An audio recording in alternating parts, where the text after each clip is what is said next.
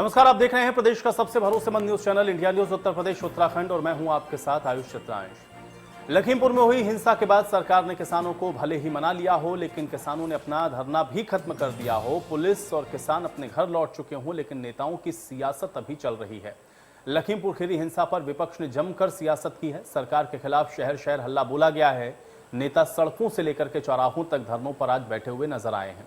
लखीमपुर खीरी हिंसा के बाद सबसे तेज एक्शन में दिखी हैं प्रियंका गांधी, जो कि आधी रात को ही लखीमपुर खीरी के लिए निकल पड़ी। लेकिन लखीमपुर खीरी पहुंचने से ठीक पहले ही उनको हिरासत में ले लिया गया और सीतापुर में पीएससी गेस्ट हाउस में उनको रखा गया। वहीं बीएसपी के महासचिव सतीश चंद्र मिश्र, सपा मुखिया Akhilesh Yadav, SB-SP chief OP Rajbhar को हाउस अरेस्ट किया गया।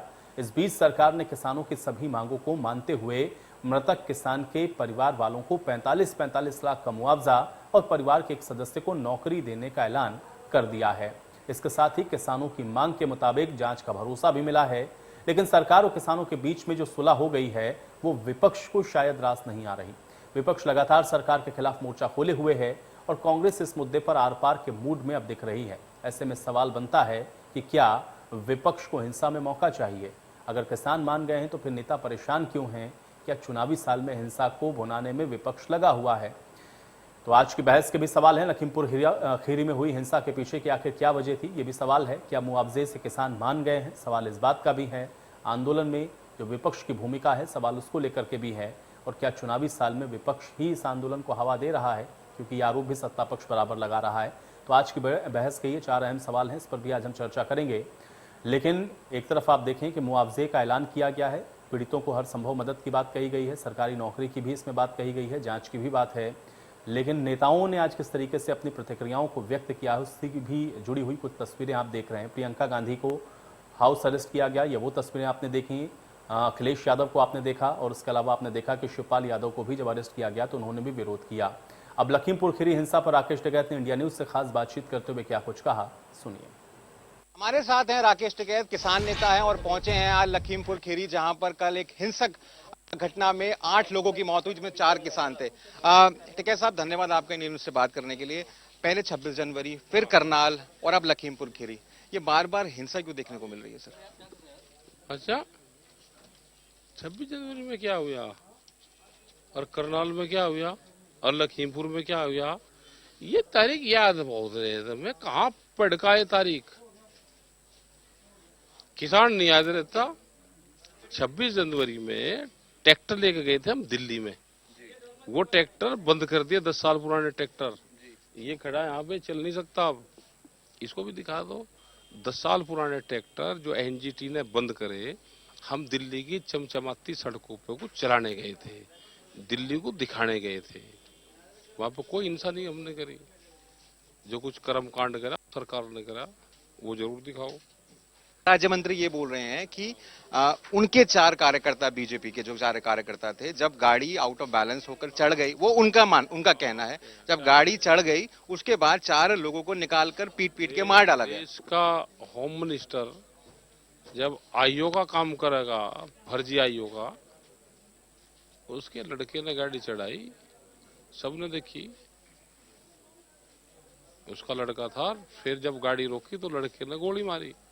302 का मुलजिम है, होम मिनिस्टर है 120B का, दोनों जेल जाएंगे। मंत्री तो कह रहे हैं कि मेरे पास वीडियोग्राफिक एविडेंस है कि वो एक कार्यक्रम में मौजूद थे। उनका जो बेटा है वो एक कार्यक्रम में मौजूद था, वहां भूत का था उसका, ऐसे कैसे बचेगा?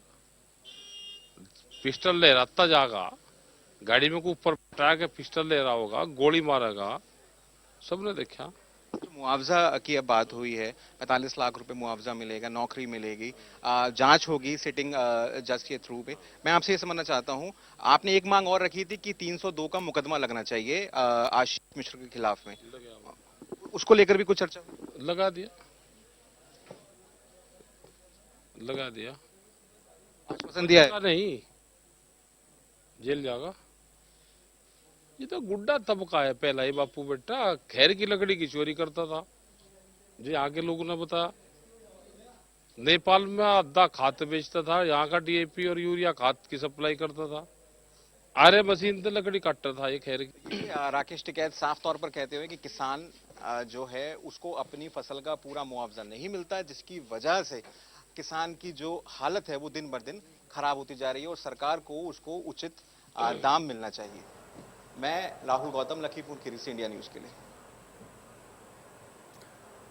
तो राकेश टिकैत को भी आपने सुना है। इसके अलावा तमाम राजनीतिक प्रतिक्रियाएं हम आपको लगातार सुबह से सुनवा रहे हैं और आप देख रहे हैं कि किस तरीके से इसको लेकर के और इस घटनाक्रम को लेकर के विपक्ष सख्त ऐतराज जता रहा है और खासतौर से जिस तरह से विपक्ष को जाने नहीं दिया गया, घटनास्थल पर जाने से रोका गया है, उसके बाद सभी पार्टियों की तरफ से आज इसको लेकर के विरोध किया गया है। समाजवादी पार्टी, पीएसपीएल, कांग्रेस पार्टी, बसपा, सभी पार्टियों के बड़े नेता सब लखीमपुर जाना चाहते थे, लेकिन आज सभी को या तो रोका गया या फिर उनको हाउस अरेस्ट कर दिया गया, नजरबंद किया गया और इस वजह से आज ये चेहरे लखीमपुर तो नहीं पहुंच सके, लेकिन हाँ उसका रिएक्शन ये हुआ कि आज सभी जगहों पर इन पार्टी के कार्यकर्ताओं के द्वारा इसको लेकर के ऐतराज जताया गया, विरोध हुआ। और अब सवाल ये है कि जब किसानों की बात को मान लिया गया है, मुआवजे पर बात बन गई है, इसके अलावा सरकारी नौकरी की भी बात कही गई है, घटना की जांच की भी बात कही गई है, मुकदमे भी हो गए हैं, तो फिर अब विपक्ष के इन सवालों को कैसे देखा जाए, क्योंकि लगातार सत्ता पक्ष अभी भी इस बात को कह रहा है कि इस मामले को राजनीतिक रंग देने की कोशिश की जा रही है।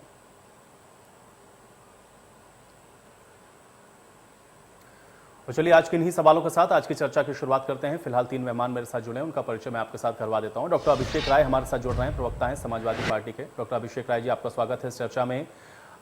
इसके अलावा हमारे साथ हिलाल नकवी जी जुड़ रहे हैं। हिलाल नकवी जी, आपका भी स्वागत है इस चर्चा में। और विजय उपाध्याय जी हमारे साथ जुड़ रहे हैं, वरिष्ठ पत्रकार हैं। विजय उपाध्याय जी, आपका भी स्वागत है। डॉक्टर अभिषेक राय जी, आपसे ही चर्चा की शुरुआत करते हैं। कैसे देखेंगे, एक तरफ तो जाने नहीं दिया जा रहा है, तमाम जो विपक्ष के नेता हैं उसमें अखिलेश यादव का भी नाम शामिल है, उनको भी जाने नहीं दिया गया, अरेस्ट भी उनको किया गया, हालांकि बाद में छोड़ा गया, लेकिन विपक्ष जो कह रहा है या फिर जिस तरह से जाने की कोशिश कर रहा है, सत्ता पक्ष अभी भी इस बात पर कायम है कि इस घटना को लेकर के आप लोग राजनीति कर रहे हैं या इसको राजनीतिक रंग देने की कोशिश कर रहे हैं, जबकि सुलह हो गई है। वहां पर यह भी कहा जा रहा है सत्ता पक्ष की तरफ से, मुआवजा भी दिया जा रहा है, जांच की भी बात कही गई है। मैं चाह रहा हूं कि इसका जवाब दें जो सत्ता पक्ष की तरफ से कहा जा रहा है कि आप लोग राजनीति कर रहे हैं इस विषय को लेकर के। आपका पहला रिएक्शन चाहूंगा। आयुष जी, सबसे पहली बात, राजनीति कौन कर रहा है ये सबको पता है। अगर हम राजनीति कर रहे होते, क्या इस देश में आजादी मिल जाए कि मंत्री के बेटे जो है रिवॉल्वर निकाल के लहराएं, और गृह राज्य मंत्री जिनके ऊपर पूरे हिंदुस्तान की जिम्मेदारी है, उनके बेटे रिवॉल्वर लेके लहराएं और किसानों को कुचल दें, और हम कुछ भूले भी ना।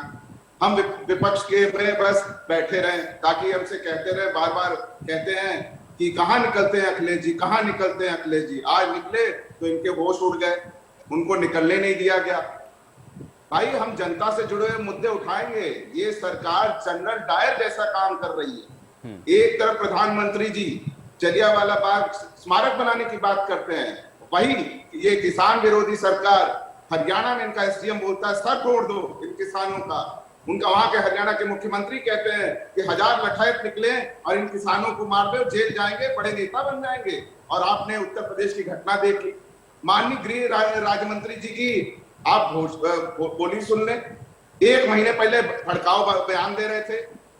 ये क्या इस देश का गृह राज्य मंत्री इस तरह से करेगा? वो किसी पार्टी के नेता नहीं है, गृह राज्य मंत्री हैं। संसदीय परंपराओं को उनको निभाना चाहिए। और यहाँ पे लोकतंत्र की हत्या हो रही है, विपक्ष की आवाज दबाए नहीं जाने की बात हो रही है। विपक्ष, आप देख ले, दमन की राजनीति कर रहे हैं। इसी तरीके से पंचायत चुनाव, जो अध्यक्ष का चुनाव हो रहा था, उसमें भी इन्होंने लखीमपुर में ही हमारी बहन की साड़ी खींचने का काम किया। गोरखपुर की घटना देख लें, अभी आप मनीष गुप्ता को देख लें जो व्यापारी थे। ये सबसे अराजक सरकार है। ये विपक्ष को, प्रदेश की जनता को दमन की राजनीति करना चाहती। इनके पास 4.5 साल में बताने को कुछ नहीं, तो आज इनके इस तरह के बोल हैं। आप बताएं, गृह राज्य मंत्री जी को बर्खास्त किया जाना चाहिए इस तरह का स्टेटमेंट देने के लिए। क्या लोकतंत्र में, क्या भाजपा जब विपक्ष में थी, क्या उन्होंने कभी काले झंडे नहीं दिखाए? क्या इस तरह की कोई घटना आज आप मुझे गिना दे कि हुई है? किसी राजनेता के बेटे ने की हो, किसी राजनेता के बेटे ने इस तरह से उसको बचाने का प्रयास किया हो? हम तो मांग करते हैं कि माननीय केंद्रीय मंत्री जी को बर्खास्त किया जाए और एक नजीर सेट की जाए, और उसी तरीके से 302 का मुकदमा लगे। क्योंकि अगर इस तरह से बड़े रसूख वाले लोग इस तरह से काम करेंगे तो आम जनता तो परेशान हो जाएगी। भाई, हमने चुन के आपको, आम जनता ने भेजा। 24 करोड़ लोगों के मुख्यमंत्री हैं माननीय योगी जी। क्या केशव प्रसाद मौर्य जी को जब ये चीज हो रही थी, उन्हें वहां पे रुक के मामले को हैंडल करने की जरूरत नहीं थी। उप मुख्यमंत्री जी वहीं पे थे। हम तो मांग करते हैं, आपने उनको मुआवजा देके जानों का सौदा करना चाहते हो, जांच कराने की बात कर रहे हो, सुप्रीम कोर्ट के सिटिंग जज से जांच होनी चाहिए, क्योंकि हम जानते हैं, इस प्रदेश की जनता जानती है कि इनके ये जो जांच कमेटी बैठाएंगे उसमें लीपापोती कर देंगे, क्योंकि जो भाई गृह राज्य मंत्री का बेटा हो और उनके रहते कैसे उस पर विश्वास किया जाए जांच एजेंसियों? नहीं, लेकिन डॉक्टर अभिषेक राय जी, हाईकोर्ट के जज तो करेंगे ना जांच, इसकी भी तो बात बनी है ना, ये जो आज बातचीत हुई है। हम कह रहे हैं सिटिंग जज से क्यों नहीं, सिटिंग जज फैसला देगा ना। आप बताएं, रिटायर्ड जज तो फैसला नहीं देंगे, न्यायपालिका में सिटिंग जज ही फैसला देंगे ना, रिटायर्ड जज तो फैसला नहीं देंगे। हम आपसे पूछते हैं आयुष जी, कौन, क्या रिटायर्ड जज क्या न्यायपालिका में फैसला देने के लिए लायबल है?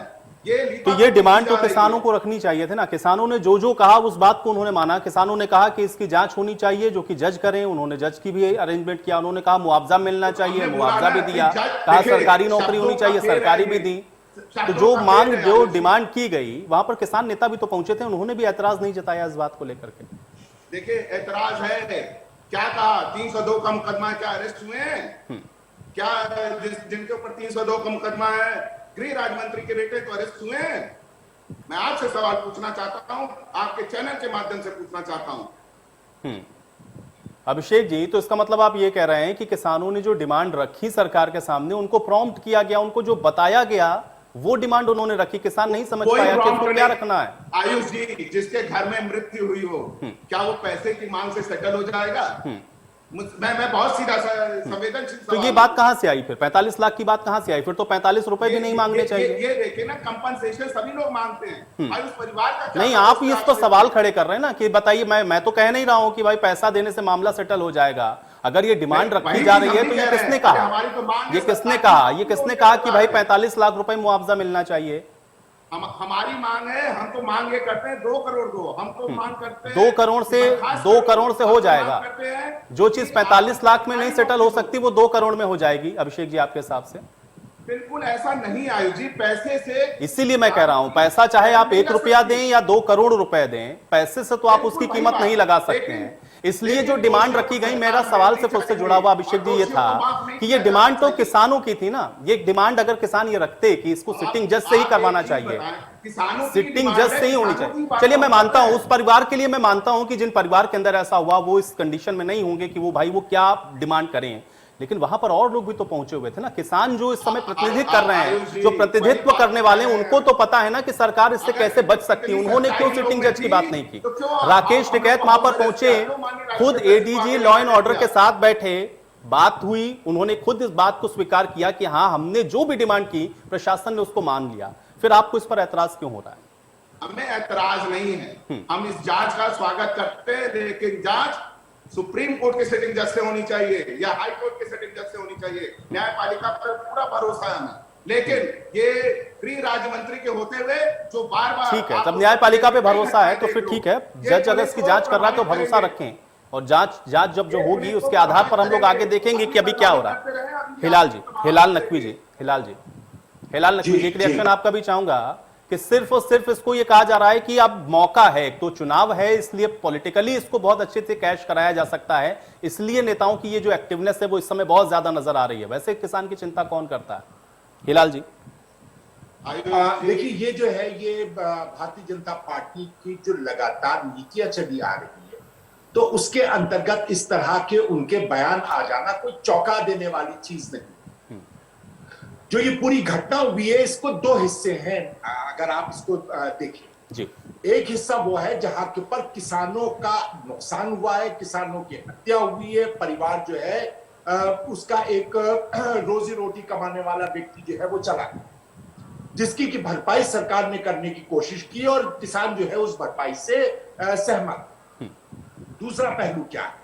दूसरा पहलू है इस सरकार की सोच, जिसका कि हम विरोध कर रहे हैं, जिसका कांग्रेस विरोध कर रही है। एक गृह राज्य मंत्री कहता है कि हम किसानों को ठीक कर देंगे, अगर वो सही नहीं हुए तो हम उनको मजा चखा देंगे, और उसके बाद उनके उस उत्प्रेरण की वजह से उनका लड़का जो है वो गाड़ी लेकर के किसानों पे चढ़ गया।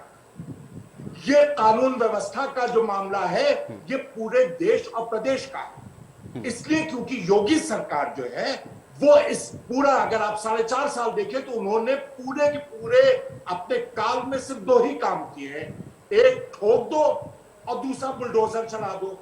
और वही बुलडोजर चला दो की जो प्रक्रिया है इनकी, उसके अंतर्गत उन्होंने जो है वो किसानों के ऊपर इस तरह से गाड़ी लेकर के चढ़ा दिया है। तो ये जो है, ये मानसिकता जो है सरकार की, हम उससे लड़ रहे हैं। हम इस बात से लड़ रहे हैं कि जो गृह राज्य मंत्री हैं, जो इस तरह का बयान देते हैं, अपने लड़के को उकसाते हैं, वो गाड़ी चढ़ा देता है, उसके खिलाफ कार्रवाई क्यों नहीं होनी चाहिए उस गृह राज्य मंत्री के खिलाफ?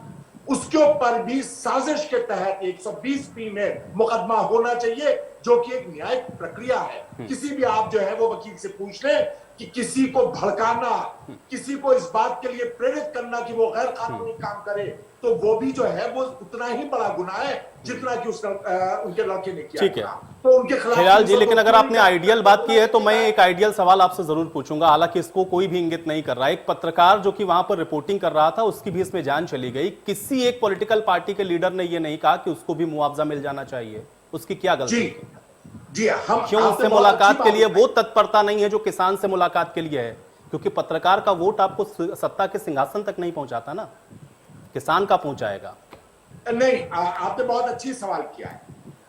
प्रियंका जी ने कहा कि किसी भी तरह का कोई भी वायलेंस वो एक्सेप्टेबल नहीं है। वो किसान मारे गए, उसका भी उन्हें अफसोस है, जो भारतीय जनता पार्टी के लोग जो हैं इसमें मार दिए गए, उसका भी अफसोस। अब कांग्रेस से ज्यादा इस वायलेंस का जो तकलीफें हैं, जो पूरे के पूरे परिवार खराब हो जाते हैं, वो कौन जानता है? इसलिए हम नहीं, मैंने इसीलिए पूछा हिलाल जी कि भाई उनके लिए भी तो डिमांड होनी चाहिए ना, क्योंकि अब आप लोग तो फ्रंट फुट पर हैं। प्रियंका गांधी नहीं जा रही हैं या उनको मिलने नहीं दिया जा रहा है, ये खबर है, लगातार हम लोग बता रहे हैं कि कैसे रोका जा रहा है। लेकिन जिस पत्रकार की हत्या हो गई उसके लिए कौन डिमांड करेगा, मुझे ये बताएं। एक भी पॉलिटिकल पार्टी का एक भी नेता ये कहता हुआ नजर आया कि उसको भी मुआवजा मिलना चाहिए? क्यों सिर्फ 4 किसानों को ही? जान तो उसकी भी गई ना भाई। 3 को आप और छोड़ दीजिए, क्योंकि वो भारतीय जनता पार्टी के कार्यकर्ता हैं। मैं मान सकता हूं कि चलिए उनकी पार्टी के कार्यकर्ता, आप उस पर नहीं बोलेंगे, लेकिन एक पत्रकार के लिए तो बोलना चाहिए ना। उस पर क्यों चुप्पी है आप लोगों की? नहीं, किसी पर चुप्पी नहीं है, बिल्कुल भी किसी पर चुप्पी नहीं है। किसानों का मामला हो गया है, अब निश्चित रूप से जो पत्रकार का मामला है इसको भी। चलिए, इस बीच में आपको हिलाल जी रोक रहा हूं। इस बीच हमारे साथ दीपेंद्र हुड्डा जी जुड़ रहे हैं, राज्यसभा सांसद हैं। दीपेंद्र जी, बहुत स्वागत है आपका इस चर्चा में। दीपेंद्र जी, लखीमपुर के अंदर जो घटनाक्रम घटित हुआ और जिस तरीके से प्रियंका गांधी को वहां से जाने से रोका गया, आपका एक रिएक्शन चाहूंगा मैं इसके ऊपर, कैसे देखते हैं इसको?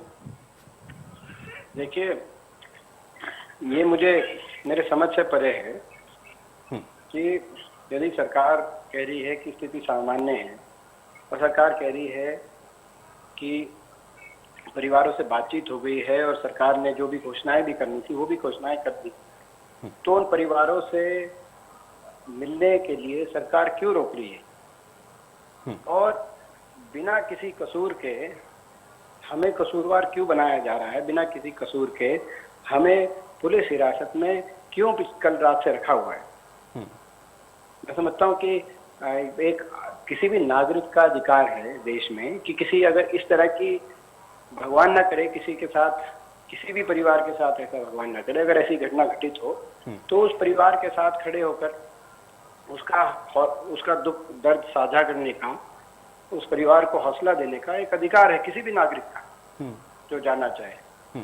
तो ये इस अधिकार को सरकार क्यों स्वीकार नहीं करना चाह रही और क्यों हमें कल रात से यहाँ पे पुलिस हिरासत में रखा है सीतापुर पुलिस लाइन में? ये मैं समझता हूँ कि ये समझ से परे इतना बल लगाया हुआ है यहाँ, और कल भी इतना बल लगाया पुलिस फोर्स। अगर ये फोर्स काश उन अपराधियों को रोकने में लगाई जाती जिन्होंने किसानों को अपनी गाड़ी के तले रौंद दिया, तो मैं मानता हूँ ये आज ये दिन ना देखना पड़ता। दीपेंद्र जी, उन अपराधियों को उनकी तमाम धमकियों के बावजूद आपने उनको तो खुद ही छूट दी, और आज हमें एहसास ये करा रहे हैं कि जैसे हम कोई अपराधी, जबकि हम तो केवल दुख साझा करना चाहते हैं, चाहे हम हैं या कोई और भी कोई अगर व्यक्ति भी जाना चाहे वहाँ, अगर स्थिति सामान्य है जो सरकार कह रही है, तो हमें इजाजत मिलनी चाहिए। लेकिन दीपेन जी, एक चीज मैं और जानना चाहूंगा, क्योंकि अभी तक जो बात हुई वहां पर वहां के लोकल एडमिनिस्ट्रेशन और किसानों के बीच में, वो पीड़ित परिवार के बीच में, क्या जो उनकी डिमांड्स मांगी गई हैं उसके आपकी संतुष्टि, आपको लगता है कि ठीक है जो डिमांड है उसको माना गया है, या इसके अलावा भी आपको लगता है कि कुछ और होना चाहिए? देखिए, इसमें जो मुख्य रूप से मैं समझता हूँ जो डिमांड है वो न्याय की है। वो न्याय मैं समझता हूँ जो जो जो हमारे जो मंत्री हैं जिन पे सवाल उठे हैं, उनको नैतिकता के तौर पे इस्तीफा दें, नहीं तो उनको बर्खास्त करना चाहिए सरकार को, और उसके बाद सुप्रीम कोर्ट या हाई कोर्ट के एक सिटिंग जज उसकी जांच करे और हर दोषी को सजा दिलाई जाए, तब जाके न्याय की जो है संभावना बन सकती है। तो मुख्यतः जो मैं समझता हूँ मांग है वो न्याय की मांग है। उसके साथ साथ जो जख्म है उन पे मलहम लगाने के लिए सरकार ज्यादा से ज्यादा कदम बढ़ाए। कुछ घोषणाएं सरकार ने की हैं, जो भी हो सके ज्यादा से ज्यादा संभव वो होना चाहिए।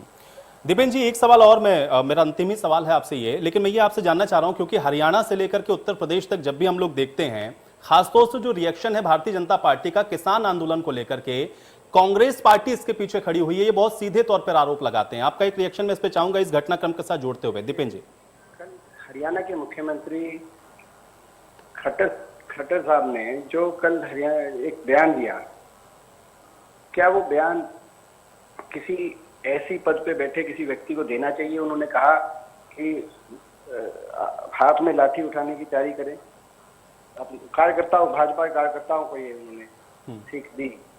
तो क्या ऐसे मामले देश में जो है ये चाहती है, हिंसा चाहती है क्या हरियाणा की सरकार? ये किस तरह का माहौल बनाना चाहती है भारतीय जनता पार्टी और इनके जो प्रदेश नेतृत्व है? इस बात पे मैं समझता हूँ सरकार को जरूर कहीं ना कहीं सोचना चाहिए। ये कैसी दिशा है? किसान 10-11 महीने से बैठे हैं। किसान ऐसा आंदोलन देश के इतिहास में इतना लंबा नहीं चला होगा। 600 के लगभग किसानों की जान इन धरनों पे जा चुकी है। फिर भी ऐसी कौन सी जिद है कि किसानों की खुले मन से, खुले दिल से बातचीत नहीं कर रही सरकार किसानों के साथ, और केवल कंडीशन ला के बातचीत करती है कि भाई हम उनकी मांग नहीं मानेंगे, तीनों कानूनों को वापस नहीं आप बात करेंगे। ये आपके नागरिक ही तो हैं जी, ये आपके नागरिक हैं। ये जो है इनकी भावनाओं को आप समझें। कई बार अपने देश के नागरिक की भावनाओं को समझ के और उनके आदर करने से कोई छोटा नहीं होता। और मैं समझता हूँ इस किसानों की बातों को माने सरकार, वही किसानों के तो हित में है ही, लेकिन वही देश के हित में भी है और वो सरकार के हित में भी। चलिए दीपेन जी, बहुत शुक्रिया हमारे साथ जुड़ने के लिए, इस बातचीत के लिए। तो दीपेन हुड्डा को आप सुन रहे थे, राज्यसभा सांसद हैं और आज प्रियंका गांधी के साथ उनकी साथ में मौजूदगी थी जब जा रहे थे लखीमपुर के लिए। उस समय हाउस अरेस्ट भी किया गया और बातचीत में भी उन्होंने साफ तौर पे कहा कि अभी भी जो हो रहा है उस पर मुआवजा जितना ज्यादा से ज्यादा हो सके उस पर विचार होना चाहिए। सिटिंग जज से इस मामले की जांच होनी चाहिए, क्योंकि असल विषय जांच का है, न्याय का है, और न्याय कैसे मिले ये एक महत्वपूर्ण सवाल है। एक बार फिर से चर्चा में वापस लौटते हैं, मेहमान मेरे साथ जुड़े हुए हैं। विजय जी, मैं आपके पास आ जाता हूं। विजय जी, अभी आपने दीपेन जी की भी बात को भी सुना, अभिषेक जी की बात को भी आप सुन रहे थे, हिलाल जी की बात को भी आपने सुना, लेकिन ये जो घटनाक्रम घटित हुआ है इसको क्या सिर्फ इतना ही भर देखा जाए जितना हम लोग देख पा रहे हैं, या इसके कुछ और आयाम भी आपको नजर आते हैं? खासतौर से क्योंकि उत्तर प्रदेश के अंदर अब इस समय चुनावी मौसम भी है, क्या उसके साथ भी इसको आप जोड़ेंगे? विजय जी, आपका रिएक्शन चाहूंगा मैं इसके ऊपर। देखिए, पिछले साल भर से जो ये कानूनों को लेके जो ये विरोध, आप इसका दायरा देखिए और इसमें जो क्वालिटी है वो देखिए। जो किसान धान और गेहूं उगाते हैं उन्हीं किसानों का ये आंदोलन मोटे तौर पे नजर आता है। इसमें गन्ना किसानों की भागीदारी नहीं है। बात शुरू में तो थी, बाद में गन्ना किसान वहां से विड्रा करते।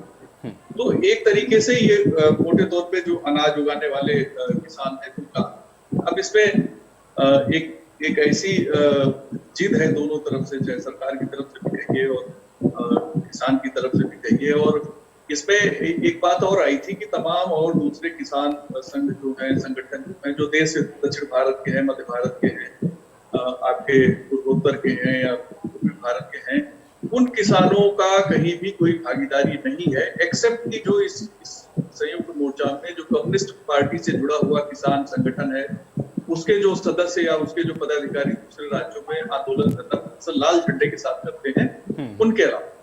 तो ये पूरे तौर पे सभी मतलब ज्यादातर किसान इससे नाराज हैं, ऐसी बात भी नहीं दिखाई। बहुत से किसान संगठन ऐसे हैं जिन्होंने इसका स्वागत भी किया 3 कृषि कानून का। अब आज हालात ऐसे हैं कि ये इस किसान आंदोलन के साथ राजनीति जुड़ गई। राजनीति के सारे समीकरण और सूत्र आप देखिए तो बिल्कुल साफ नजर आते हैं और सब अपने अपने तरीके से इसकी व्याख्या है। भाजपा का अपना नजरिया है, खट्टर साहब जो कह रहे हैं उनका अपना नजरिया है, पंजाब के मुख्यमंत्री जो कहते हैं उनका अपना नजरिया है, उत्तर प्रदेश में जो राजनीतिक दल हैं उनका अपना नजरिया है। तो अब इतना पॉलिटिकल हो गया है कि ये किसान आंदोलन पूरी तरीके से, मुझे लगता है कि जिन 600 या 500 किसानों की स्वास्थ्य कारणों से विभिन्न कारणों से इसमें मौत हुई, इसमें जो दिल्ली की घटनाक्रम हुआ जिसमें पुलिस वालों की पिटाई हुई और जिसमें लाल किले के झंडे तक का अपमान किया गया, या जो तमाम और जो घटनाएं या लोगों को रोजमर्रा के जीवन में सड़क जाम होने से जो दिक्कतें हो रही हैं, या अभी 8 लोगों की जो मौत कल लखीमपुर में हो गई है, इन सारी चीजों का अगर आप देखेंगे तो पाएंगे कि इसकी जिम्मेदारी हम किस पे तय करें। हम इसको सरकार पे तय करें, आंदोलनकारियों पे तय करें, या इसको कुछ क्या माने। ये एक ऐसी मोड़ पे आके खड़ा हो गया है जहां हर तरफ राजनीति बिखरी हुई है, हर तरफ राजनीति नजर आती है और किसान आंदोलन के जो हमारे संयुक्त मोर्चा के पदाधिकारी हैं वो अड़े हुए हैं और अड़ने के पीछे उनके तर्क बीच बीच में कुछ और चीजें भी जोड़ते हैं। व्यवस्था परिवर्तन तक की बातें आती, जैसे अन्ना आंदोलन पे हुआ था, अन्ना जी अनशन पे थे, व्यवस्था परिवर्तन की बात हुई और व्यवस्था कितनी बदली और राजनीतिक दल खड़े हो गए और चीजें, तो एक ऐसी कोशिश विजय जी, कुछ और बातें भी मैं आपसे जरूर समझूंगा, लेकिन इस बीच प्रशांत उमराव जी भी मेरे साथ जुड़े हुए हैं, मैं उनका भी रुख कर लेता हूं। भारतीय जनता पार्टी के प्रवक्ता हैं। प्रशांत जी, आपका स्वागत है इस चर्चा में। प्रशांत जी, बहुत सीधा सा सवाल है, तो लखीमपुर की जो घटना घटित हुई उसको लेकर के तो विपक्ष आप लोगों के ऊपर हमलावर है, लेकिन विपक्ष को वहां पर जाने से रोकने के पीछे भी सवाल यह है कि आखिर विपक्ष को वहां पर जाने से आप लोग क्यों रोक रहे हैं? वो तो मुलाकात करना चाहता है या फिर वहां पर जाता है, जाने की उसकी जो इच्छा है उसको आप लोग रोकने की जो कोशिश कर रहे हैं, वो दरअसल लोकतंत्र का हनन है। आप लोग उनके लोकतांत्रिक अधिकारों का हनन कर रहे हैं। मैं चाह रहा हूं किस पर रिएक्ट करें, प्रशांत जी जवाब दें। देखिए, लखीमपुर में जो भी घटना हुई वो बहुत दुखद है और इसका हम सभी को अफसोस है। उसमें केवल किसानों की ही मृत्यु नहीं हुई, हमारे 3 के कार्यकर्ताओं की दुखद मृत्यु हुई है। ये एक प्रकार कश्यप जी की लिखी गई है और जो भी हुआ बहुत गलत हुआ और मुख्यमंत्री जी ने त्वरित कार्रवाई करते हुए सारे सीनियर अधिकारियों को भेजा है। आज भी उनको कंपनसेशन देने का ऐलान किया और एसआईटी जांच चल रही है और जो भी लोग दोषी होंगे उनके ऊपर एफआईआर दी जाएगी, कार्रवाई की जाएगी और मुख्यमंत्री जी ने बोला कि हम सिटिंग जज की अध्यक्षता में हम जांच कराएंगे। लेकिन जहां तक जब भी इस तरह की उत्तर प्रदेश में छोटी सी भी दुर्घटना होती है तो जो राजनीतिक होते हैं तुरंत वहां पहुंच जाते हैं। अन्य राज्यों में बहुत शर्मनाक है, इतने लोग मार दिए जाए और कहे कि छोटी सी घटना है, अपने आप में ये दिखाता है कि भारतीय जनता पार्टी जो है वो किस तरह से किसानों का दमन करना चाहती है और इतने लोगों के मरने के बाद कह रहे छोटी सी घटना है। बहुत ही निंदनीय है, बहुत शर्मनाक है। ये शर्म आनी चाहिए भारतीय जनता पार्टी को। आप क्या चाहते थे कि 40 या 400 मार दिए जाए? इसको आप कह रहे छोटी सी घटना है। ये है भारतीय जनता पार्टी की सोच और इसका हम मुखालफत कर रहे हैं। बात इसकी नहीं है। ठीक है, चलिए हिलाल जी ठीक है। अब वो जो कह रहे हैं उनको सुनते हैं ना। देखिए वो पब्लिक फोरम में एक बात को बोल रहे हैं, जनता पर छोड़ दीजिए ना। आप भी जनता को एड्रेस कर रहे हैं, वो भी कर रहे हैं, उनको ठीक है। आपने कंडेम कर दिया, अब उनकी बात को सुनने दीजिए भाई। देखिए उधर से जवाब आना चाहिए। प्रशांत जी कंप्लीट करें। हम ही लोग तो कर रहे हैं, क्यों छोड़ देंगे हम उसके ऊपर? प्रशांत जी, यही भारतीय जनता पार्टी सोच है जिससे कि ठोक दो राज। ठीक है हिलाल जी भाई, जवाब चाहिए कि केवल आपको अपनी बात को रखना है? हिलाल जी, मैं एक सवाल पूछ रहा हूं कि आपको जवाब उधर से चाहिए या सिर्फ अपनी बात रखनी है? उधर से सुने ना, आपने उसको कंडेम कर दिया ना, बस ठीक है। आपने कह दिया ये इनकी सोच है, इनको वो छोटी घटना लग रही है, ठीक है। अब इससे आगे बढ़ते हैं। अब इससे आगे बढ़ेंगे या उसी बात को दोहराते रहेंगे? उसी बात को दोहराते रहने से क्या? उसी बात को दोहराते रहने से क्या होगा? उधर से जवाब नहीं मिलेगा। हिलाल जी अभी उधर से सुनना भी पड़ेगा ना, अब उधर से सुनना भी पड़ेगा। ठीक है, चलिए हिलाल जी एक छोटे से ब्रेक के लिए यहाँ पर रुकेंगे, ब्रेक के बाद चर्चा को यहीं से आगे बढ़ाते हैं।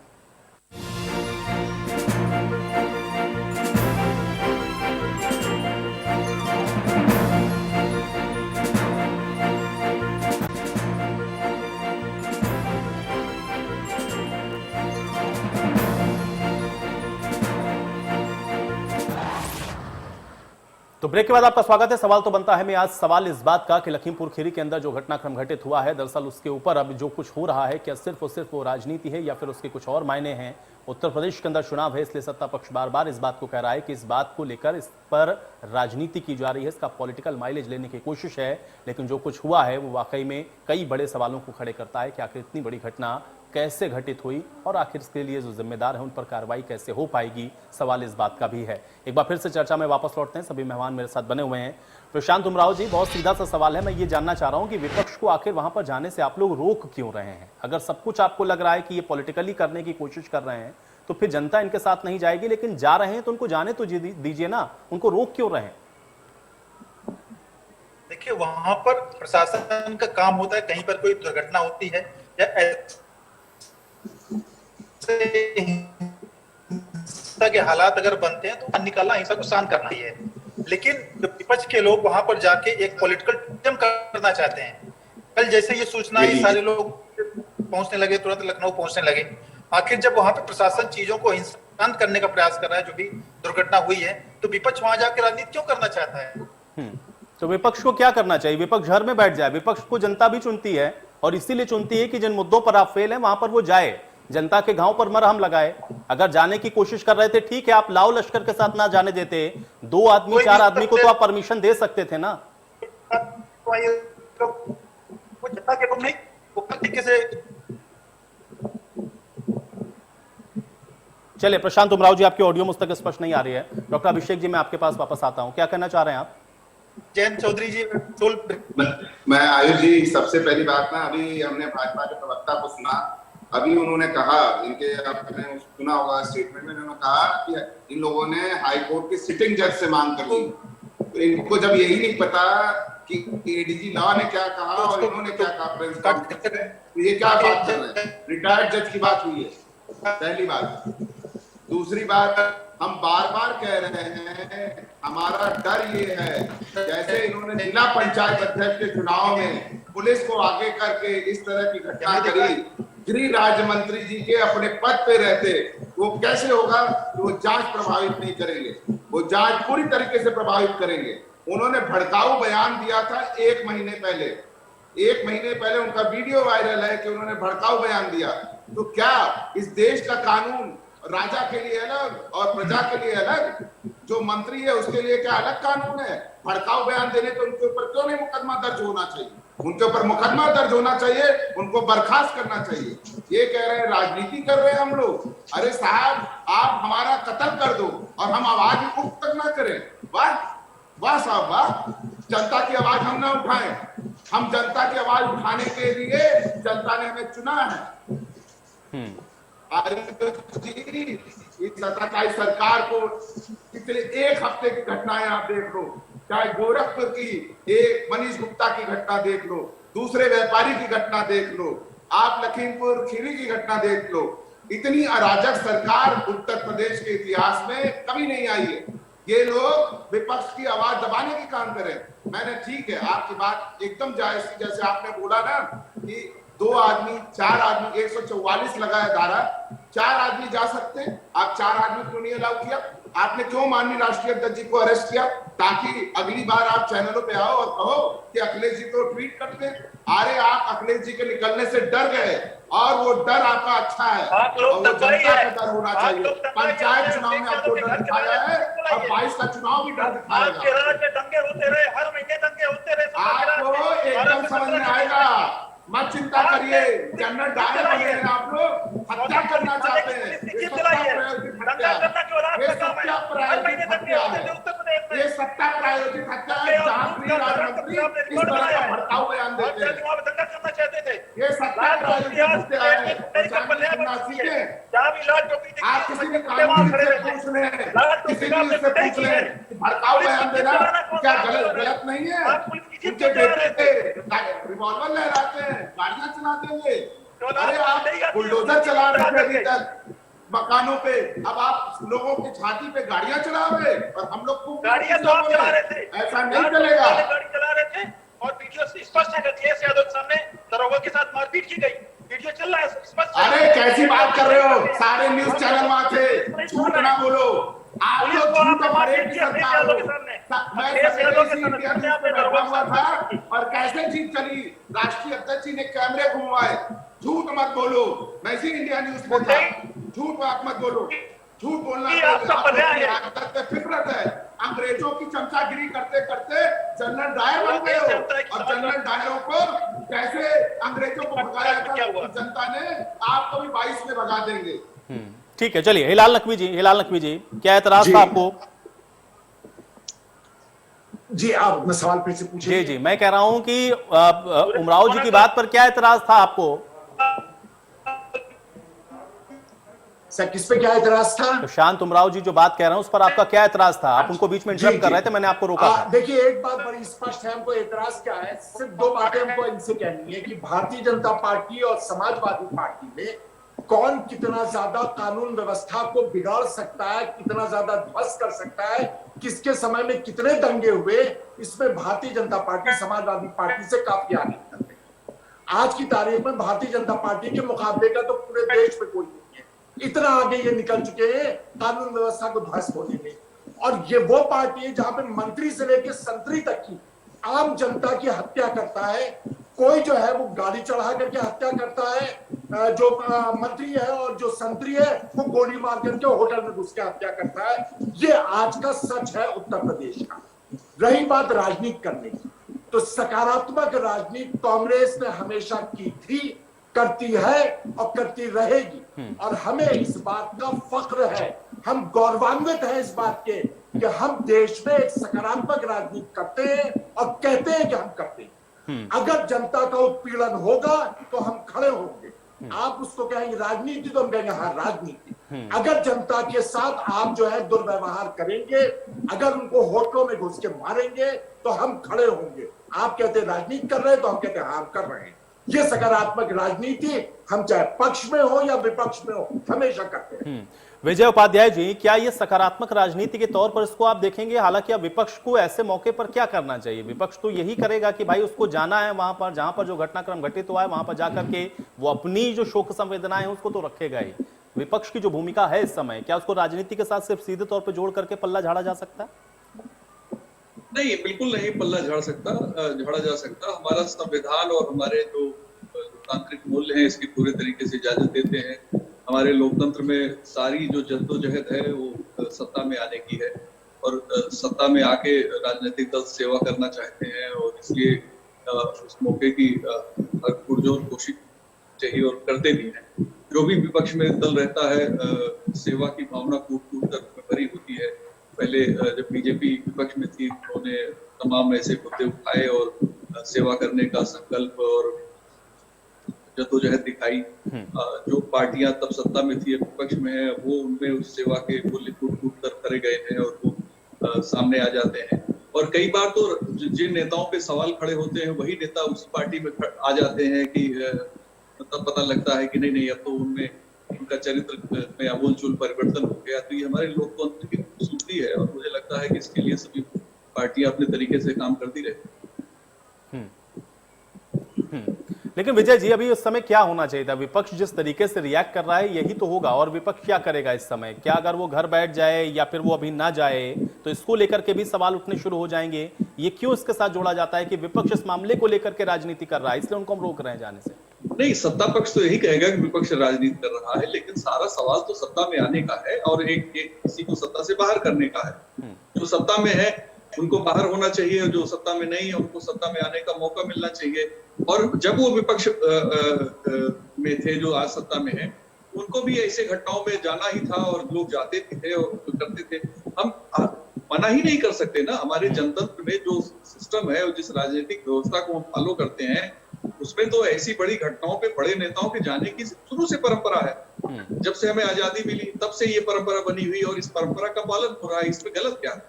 कहीं भी अगर बड़ी घटना होगी तो नेता जाएगा ही जाएगा और नेता को जाना ही चाहिए। विपक्ष के भी नेता को जाना चाहिए, सत्ता पक्ष के नेता को भी अगर वो जाना चाहता है तो उसको भी जाना चाहिए। इसमें गलत क्या है? इसको गलत कैसे कोई ठहरा सकता है? गलत ठहराया नहीं जा सकता। हाँ, जब सत्ता को लगता है कि अपोजिशन के लीडर को वहां नहीं जाने देना तो धारा 144 लग जाती है। सभी सरकारें करती रही हैं, जितनी भी सरकारें प्रदेश में रही हैं किसी भी पार्टी की, उन्होंने ऐसे फार्मूले अपनाए हैं जब भी ऐसी बड़ी घटनाएं हुई हैं। ठीक है, इस बीच हमारे साथ सूर्यकांत मैथिली जी जुड़े हुए हैं भारतीय जनता पार्टी की तरफ से। सूर्यकांत मैथिली जी, आपका स्वागत है इस चर्चा में।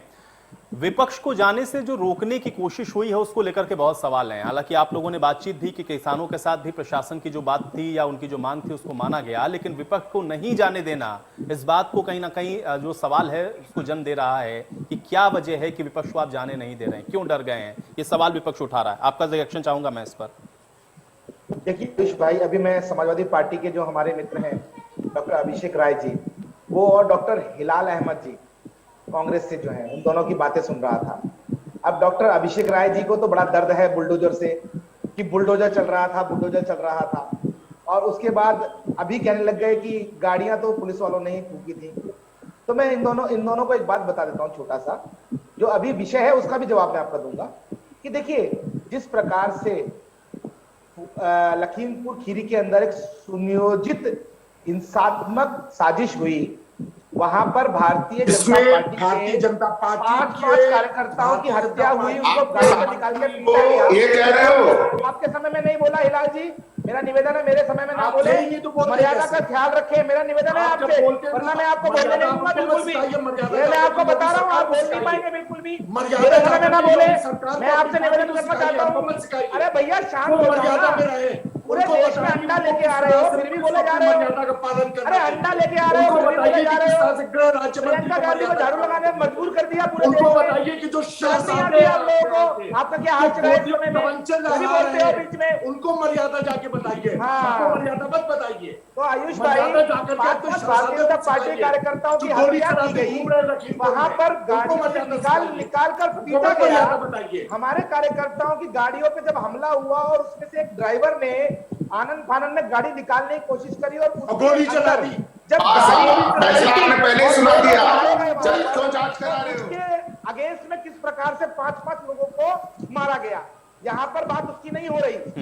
चलिए सूर्य मैथिली जी, अब मुझे समय इजाजत नहीं दे रहा, मुझे चर्चा यहीं समाप्त करनी पड़ेगी। बहुत शुक्रिया, आप लोगों ने समय निकाला, चर्चा का हिस्सा बने। सवाल अभी भी बहुत बड़ा है कि आखिर किस तरीके से ये जो घटना संघटित हुआ उसमें जो दोषी उनके खिलाफ कार्रवाई कैसे होगी, और विपक्ष जो बात कह रहा है अब उसके पॉलिटिकल मायने कैसे निकाले जाएंगे, इसके लिए भी चुनावों का इंतजार करते रहिए। आज सवाल तो बनता है मेरे साथ फिलहाल इतना ही।